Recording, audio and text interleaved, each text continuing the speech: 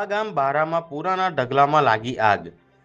આણંદ જિલ્લાના ખંભાત તાલુકાના નવા ગામ બારામાં ગરમીના ગંભીર પ્રકોપના કારણે પરાર ઢગલામાં ભીષણ આગ ભભૂકી ઉઠી। આગની જાણ થતાં ખંભાત નગરપાલિકાની ફાયર બ્રિગેડ તાત્કાલિક ઘટના સ્થળે દોડી ગઈ અને આગ પર કાબુ મેળવવા માટે યુદ્ધના ધોરણે કામગીરી હાથ ધરવામાં આવી। ફાયર ફાઇટરો દ્વારા સતત પ્રયાસો દ્વારા આગ પર કાબુ મેળવ્યો।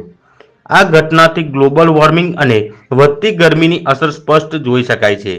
ભવિષ્યમાં આવી પરિસ્થિતિ વધુ ગંભીર બનવાની ચિંતા પણ ઉઠી રહી